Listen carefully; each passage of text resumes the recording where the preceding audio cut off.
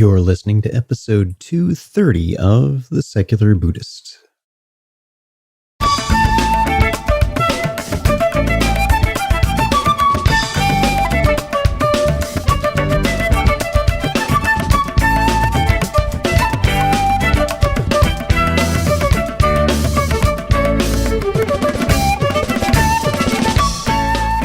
Welcome to The Secular Buddhist. I'm Ted Meissner. The Secular Buddhist is the official podcast of the Secular Buddhist Association, a grassroots-driven effort to answer the needs of secular teaching and practice for contemporary society. The podcast has interviews and roundtable discussions pertaining to engaged Buddhist training and practice, and the SBA website has show notes for each episode along with resource materials. Though the podcast focuses on core practices from a secular viewpoint, more traditional teachings are welcome and openly discussed. Janet Surrey and Samuel Shem join us to speak about their new book, The Buddha's Wife, The Path of Awakening Together.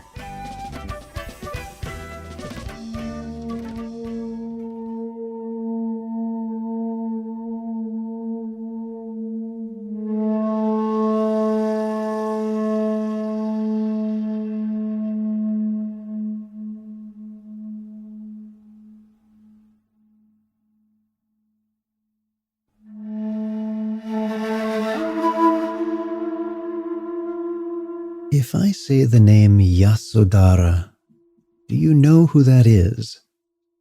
Maybe you do, but have you taken some time to perhaps sit with what her life story would have been, what her experiences would have been like as the person who was married to Gautama before he became the Buddha? We know his story fairly well, but that of his at one time beloved, there is a richness there, too, and something to learn about the human heart. Janet Surrey, PhD, is a full Insight Dialogue teacher. She is a faculty member of Meta's Relational Insight Meditation program, facilitates a practice group in the Boston area, and co-teaches retreats. Jen has studied with a number of Vipassana teachers for over 25 years and has worked with Gregory Kramer since 2007.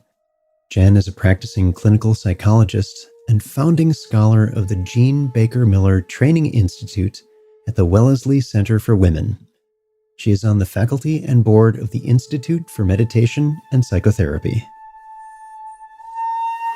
Samuel Shem is the author of several books of fiction, including the bestseller The House of God. He is a doctor, novelist, playwright, and activist. A Rhodes Scholar, he was on the faculty of Harvard Medical School for 3 decades and founded the Bill W. and Dr. Bob Project in the Division on Addictions at Harvard Medical School. So, sit back, relax, and have a nice key lime tea. Our guests today are Janet Surrey. Janet, welcome to the podcast. Thank you, Ted. And Samuel Shem. Sam, welcome to the podcast. Thank you. So glad that you're both here, and you've chosen as one of the topics of your new book someone I find very fascinating, and her story to me is very moving, and I hope to hear from you both more about that. But I want to start by asking, tell us about your background. What first drew you to Buddhism? Well, my own background is secular Jewish. I was trained as a clinical psychologist and very involved in the post-60s, 70s women's movement, all of the liberation movements of that time. And so when I went back to graduate school and my training, I really believed that psychology could also be a liberative practice, and began to write about women's psychology and the study of relational development, really radically changing a view of self-development at the core to a study of healthy connectedness. And that led me directly to my own practice of meditation, starting with just practicing and realizing there was more on the cushion than in a therapy office, although for many decades I've understood that there's been something similar about the cushion practice and the clinical practice through relationship, and that mindfulness doesn't disappear in relationship.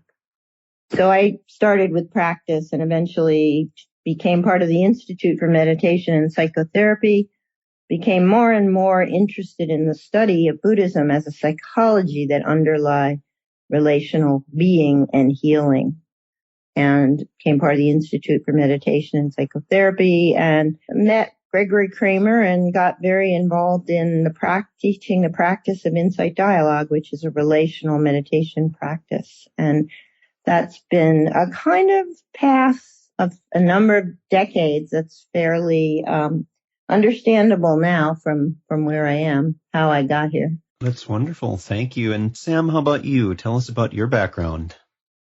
I had a kind of a classical introduction to Buddhism because I was suffering a lot.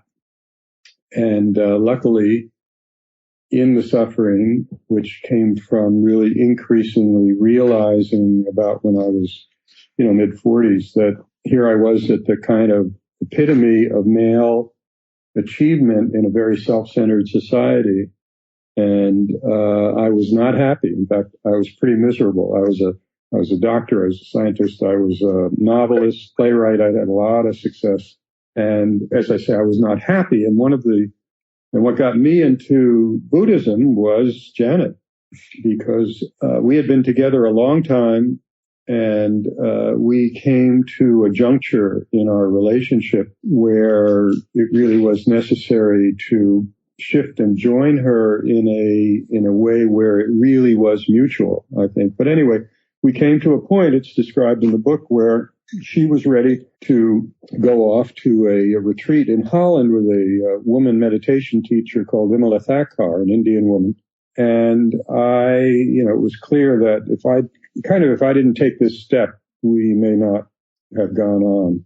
And all of a sudden something made me say, okay, I'll go with you. Would you like me to go with you? And she said, okay. And there was kind of a moment in that retreat in the woods of rural Holland, the rainy woods, I should say, the below sea level woods, that I was sitting there in meditation, and the talk was on psychological suffering.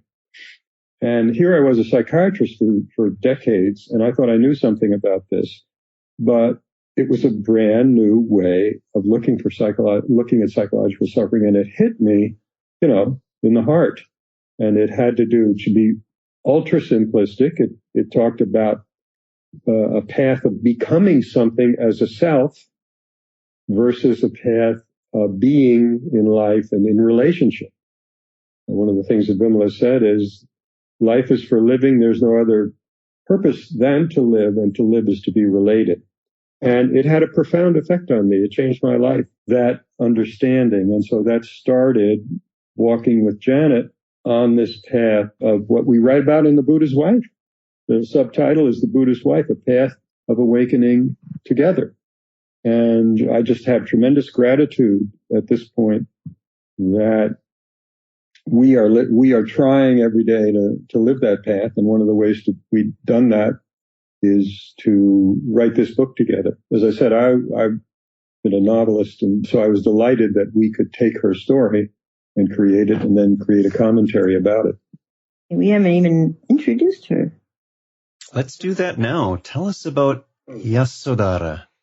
Yeah, I have developed quite a sense of her presence in my life. Yasodhara was the young wife of the Buddha, the mother of his only child, born the same day that the Buddha left the palace on the eve of the son Rahula's birth, without saying goodbye, as it is written in some of the early Pali texts. Very little is written about the wife. She's referred to mostly in the early texts as Rahula Mata, the mother of Rahula. The story of the Buddha itself is somewhat questionable. The fact that there was a historical figure 600 years ago, there seems to be some evidence of that. The beauty of the teachings of the Buddha, as they have come down to us, seem to have some kind of intactness, extraordinary power. But the story of the Buddha leaving the great renunciation of he who goes forth to seek the end of suffering, leaving behind a whole community, a wife, a new baby, a mother, adopted mother, father, servants, people who loved him, people who had spent their lives with him embedded in this community, but especially his wife, Yasodhara. What is her story? For many years reading this story, I almost never paid attention to the fact that she was left behind.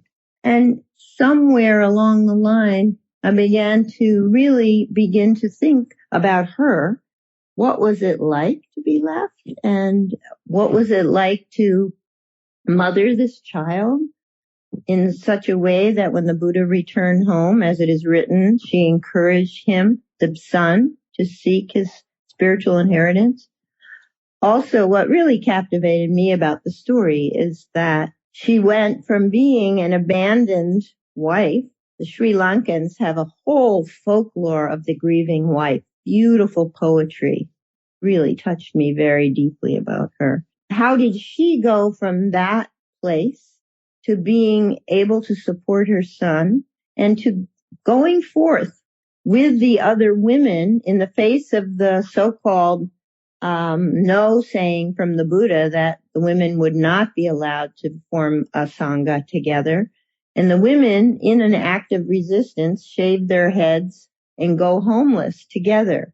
So as the Buddha went forth alone internally, Yasodhara and the other women, Pajapati being the mother, adopted mother, went forth together in an act of some resistance. Now there's some new history making about that some of these stories were made later by the monastics who were carrying these messages. But in any case, the story of the women, and especially their empowerment, this image of them going forth together, shaving their heads together and taking this amazing risk to walk many miles to where the Buddha was and where Ananda allegedly was advocating for them, who finally said on the third time to the Buddha, well, you've said no to the women, but they're actually already here. And the Buddha had to agree to it. So that story, how did they go? How did they become this group? And what does it mean to go forth together?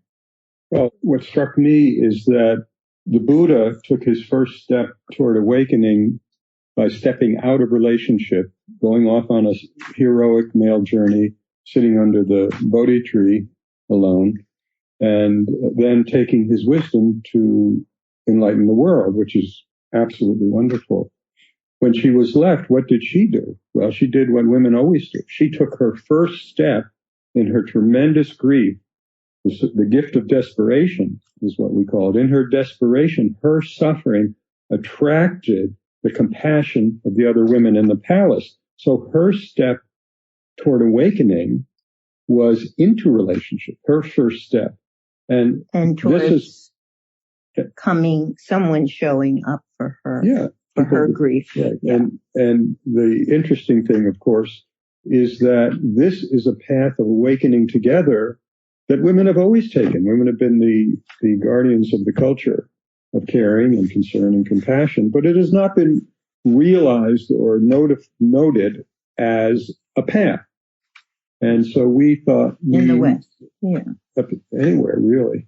And so this had to, we just felt, hey, this had to be written. When Janet came to me with this story, I didn't know the story. Almost nobody knows the story of an abandoned wife of the Buddha. I said, oh my God, that's amazing. And that's what was the passion behind us writing this story. I would say that in the later Mahayanan texts, these women become goddesses. And the way they handle the Buddha's leaving is by saying that they've been together many lifetimes, that when they got married in this lifetime, that she knew he would leave. So we just decided to go with the Pali text and the simplicity of these women as humans. We also clearly wrote a story from our own cultural lens. We feel like it's a mythological story, not a historical story. And a mythological story suits the needs of a particular culture in a particular time. And that's what we're trying to do with retelling this story. But it is an imagined story. There are certain points that pull it together. At some point we began writing it. It started to almost write itself. And we really felt like we were channeling these women. And what I appreciate in your discussing this right now is that the focus seems to be on that human experience, on the grief that occurs when someone who is loved departs. And how does one cope with that? What happens next? And what about those intervening years between Gautama leaving his wife, his newborn fetter, and then seeing them again? The next time, I think, is when Yasodhara says, go to your father and claim your inheritance. And there's years between that. And what was that like for her? There's a great story of her refusing to go see him when he comes home. He needing to go to her, the Buddha. He telling the monks that if she touches him, it's okay. She's been through great grief. I think in some ways the most exciting, interesting thing to write was the story of his return and their dialogue in those moments. What did he say? What did she say? What was the power of this mutual seeing each other at that time? And the epigram of the book is one of the quotes from our imagined story of that reconnection between them. And the epigram of the book is this. She says, Yasodhara to the Buddha, Dear one, what might have been of benefit, what teachings and practices offered, had two or more sat together under the Bodhi tree? And that's really the question of the book. Yeah, and that is tremendously powerful because we often see the characters in the Pali Canon and especially in later Mahayana retellings as epic characters rather than as feeling human beings and what that may have been like. And so I appreciate that experiential side of this. What would that have been like if these were just regular folks and going through these tremendous things? It's an astonishing scene, and it was very difficult to get ourselves into it to actually do it justice, where he left as her beloved Siddhartha, and he comes back in robes as the Buddha. Saying he's no longer Siddhartha. Yeah, but she's looking there. Who does she see? What does she see? Imagine what that was like. Yeah, we also gave him a tear, which I don't think we ever had in the Buddha story. When he sees her, a tear in his eye, one tear, which helps her to see his humanity as well. And so he also makes amends to her. And that's, as we say, even a Buddha has to make amends because we're inescapably tied to each other and we create suffering. There's no way around that. And we also can find ways to free ourselves together. You've structured the book not just as a story, but also tell us about that second part of the book, that second aspect of it. Just before we get to that, I think it might be useful for listeners to hear how we structured the story, because it's told from the point of view of one of the nuns who are gathered with Yasodhara when Pajapati, the Buddha's mother, is on her deathbed in it's called the Squirrel Sanctuary in a grove. And the narrator is the mustard seed woman. And she is the one describing what happens. And what is happening here is, since Pajapati is on her deathbed, Pajapati and Yasodhara are dedicated to this story being told of the Buddha's wife and of how the women have gotten together to find another path. And they feel their Dharma doorway has been lost in the Sangha. And Pajapati also believes that there's something holding back Yasodhara and feels that if she tells her story, it might free her completely. So that's really the context of the story, and the storytelling being part of a circle of compassion that we talk about later. So if you want, we can, the second part of the book. Say, the way it starts is sort of to echo the text. Hear it, remember it, and pass it on. This I have heard. That's the retelling of the story. And the second part of the book is really taking pieces of the story and unpacking these as a relational path, under sort of how they came to it, what practices underlie this, what were the ripe moments in the story, and what does this point to in our contemporary lives? What openings, what moments are auspicious, and what kinds of practices can support our own relational awakening in this time, in this moment in history, in our own lives today, as men and women living in this culture. So the second part of the book really it's in 3 parts. The first part is really about suffering meets compassion in relationship, and wisdom arises. So it is in the meeting as the internal suffering meets compassion and wisdom in the traditional meditative path. This is how suffering meets compassion in human relationships, and how such a meeting can become a spiritual awakening. How it can be held in practices and paths that support awakening together. So the first part is on suffering meets compassion. This was inspired for me by the story of how Kuan Yin comes fully formed to those who suffer. And in this story, it isn't Kuan Yin, it's a human being who has suffered, who comes, and in the moment of meeting, of relationship, great compassion arises. That showing up for others' suffering generates compassion and wisdom. It isn't just something already fully formed in the heart, which so much of traditional practice has, you cultivate it so you can give it away, kind of. Yeah, it's seen as a bank account. Exactly. And the second part of that is the creating circles of compassion, which 12-step groups really are one of the great examples of our time, but also grief groups and other kinds of groups that hold people in suffering and can become transformative awakening, sanghas of awakening. The second part of the book is the story it's called Accompanying Others Through the Circle of Life from Birth to Death, which is the devotional practice that many of us live.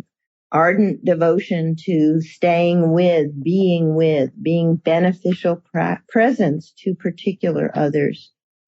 And how this path, these can become doorways to the whole, to the universal. So how the particular and the devotion to the particular and to being present. For example, mothers, parents who take a vow to be present, to grow with their child over life. What an amazing vow that is. To me, that's as powerful or not as any monastic vow. So, holding that up, honoring that as a practice that can become a spiritual vehicle under ripe conditions. And that's really the story. So the first is on mothering in there. The second aspect is spiritual friendship and partnership. And the third is being with others in illness, old age, and death. So being a presence with others through the life cycle. And the third part of the book is about building communities of awakening, where the awakening takes place by becoming a participant in the community. It's a community awakening to true community and to what can be seen. This is very much in Thich Nhat Hanh's prophecy, the next Buddha may be a Sangha. It's also about the way the women get there to become a community of awakening in the story is that they go forth as a group to help build peacemaking circles and restorative justice circles the world. So social healing, going together as a group to do service, is the condition under which the community of awakening arises.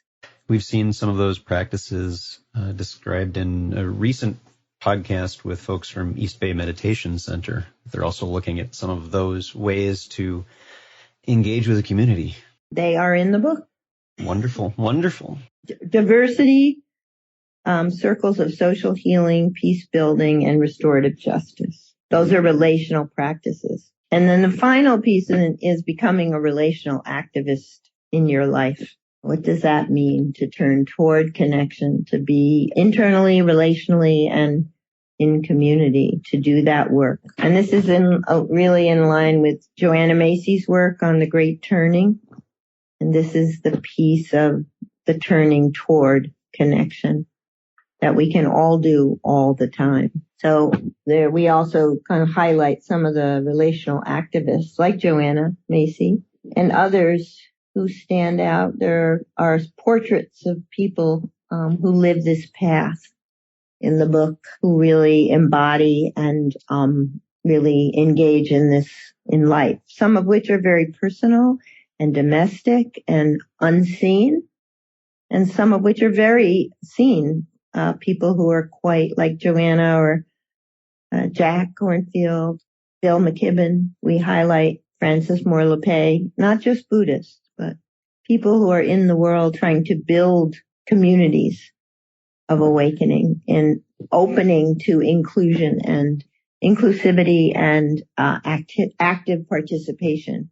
Janet, let's continue with that, maybe that underlying theme a little bit, and have you tell us a bit more on non-separation. The movement in the understanding of this path, especially in a culture that is so individualistic and in which isolation is so prevalent, profound isolation. In 2006, 24% of Americans said they had no relationships that they felt were trusting and where they could confide. Zero. I'm astounded with the level of disconnection and disengagement, the technological base for some of this, but also the way our world, the alienation and isolation from true relationships. So I've always been deeply touched by this movement from disconnection or isolation into connection and what can get liberated, what is seen in that expansion. And I worked on that from a psychological perspective for a very long time. And in my work in Insight Dialogue, which is this relational meditation practice that I really love and teach, we experience a sense of opening into a state of, I can only call oneness or non-separateness, non-separation. It's not about achieving something. It's really a state of letting go of separation of self, of the thicket of self-view, of the centered in self, the bondage of self. And really, it's not just about seeing the pain of that and feeling it, but it's really having glimpses of living into openness and non-separation. What can be seen, what insight is available from that way of being. That's really fundamental to the book.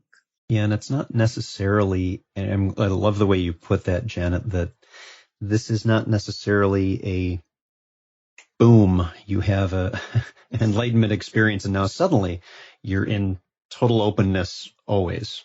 It may be that the experience we have as human beings, at least in contemporary society, is that it's in little bits, that this is incremental, that we sometimes experience a little bit of connectedness, sometimes it's more profound, lasting, that it doesn't necessarily mean that we're doing it wrong or that it's bad if it's not complete and earth-shaking and permanent, that we need to be okay with taking tiny steps and sometimes 2 steps forward, 1 step back. I would talk about this from a male perspective. This book is not only a women's book. I mean, it's about Yasodhara. I mean, one of the profound realizations of my life is, first of all, how we live in the most self-centered culture in the world. There's no question. America, it's very hard for America to talk or think, in general, of course, in any kind of way that's not about one person. And if you're thinking only about one person, you're talking about isolation. The shift in so many ways, luckily in our time, and certainly in my life and in what I would work on, and in the book, is a shift from the centrality of self to the centrality of connection or relationship or the we. And the idea that healthy growth and realization comes in connection is one that is hard for, the dominant culture to accept. But it's, as a doctor, focus on the self is very dangerous, and the focus on connection is healing. It's as simple as that. And so, there are a lot of examples in the Buddha's Wife of practices to promote a shift to the we and to the connection. And as Janet said, there are many examples of organizations and individuals who are doing this. And the thing about Alcoholics Anonymous and other 12-step groups, we wrote a play called Bill W. and Dr. Bob off Broadway, which is about the relationship between the two men that led to the founding of AA. It's very clear. A drunk can't keep himself sober alone. The only thing that keeps a drunk sober is telling his story to another drunk. It's an and program. And so the depth of this, in response to what you said, we never get it right every time in a relationship or in a connection. It's not getting it right. It's not just what you do. It's what you do next. It's holding the idea of the connection through a disconnection, which makes a better connection. And I think the work of our time, as I see it, really is the healing of the, if you will, net of Indra, the webs, attending to the webs and the disconnections of our lives and turning toward connection, doing that work.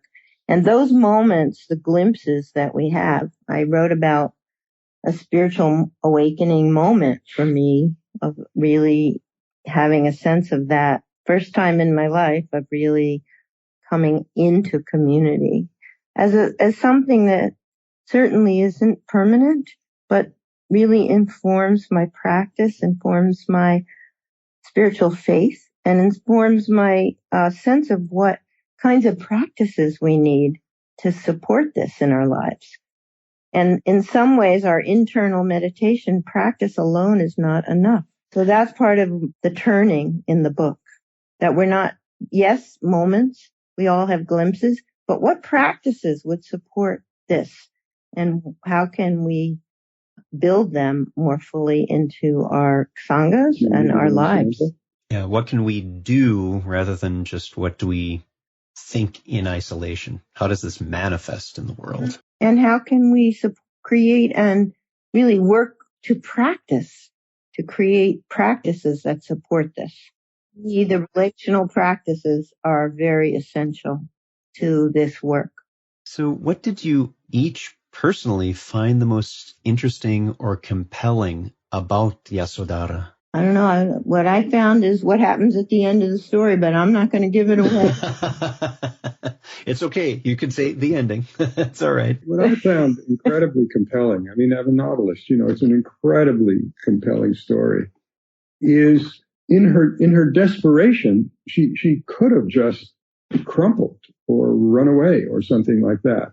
But not only was this a stimulus for she and the other women learning where the healing could take place by addressing the suffering, but also then, and this is so important in our time, she became a figure of resistance. She was resisting in every step those women took, in every step of the way. She was resisting the dominant culture, which didn't value them for being able to walk this path of awakening. even though they were doing it for thousands of years before. So I loved her moving through the suffering and then becoming a relational activist resisting an unjust system. And with a heart of acceptance to one that caused such suffering for her. And the sense that suffering can only be borne together. That the depth of what we contend with in this life, that we cannot do it alone. So what are you hoping readers get from the book? I'm hoping that people see that there was a split in the past and that we need to reclaim this relational aspect of the path in our lives, our practices, in our communities. That the path of relationship is among us. It's in some ways so like the water we swim in that we don't see it. And we haven't learned to honor it and really tap the potential that's there. Wonderful. Thank you, Janet. And Sam, how about you? There's a lot of actually scientific evidence now that we, males and female babies, come into the world with a primary desire for connection, a yearning for connection.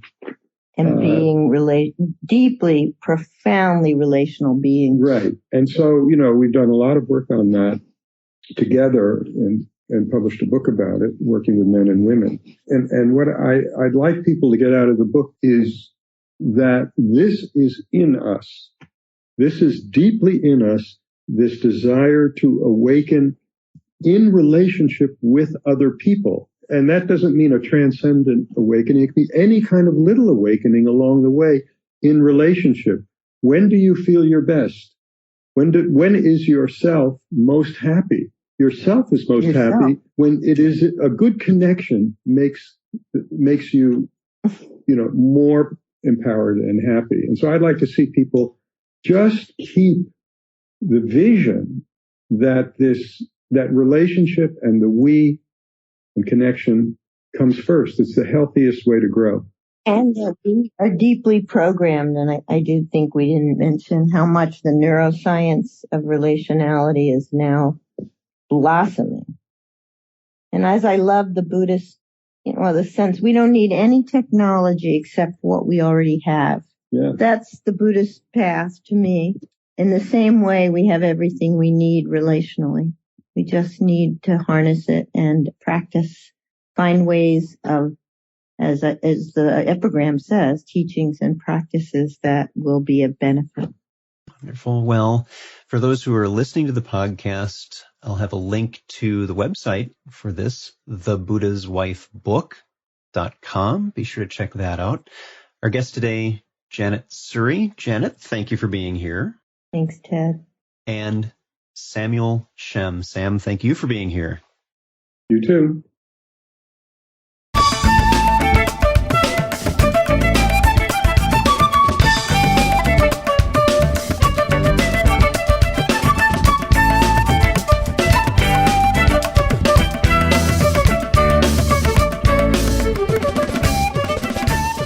Thanks for listening.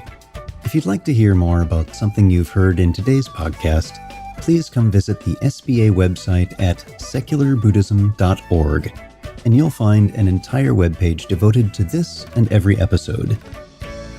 Discussion about this episode can be found on the episode page itself, along with show notes.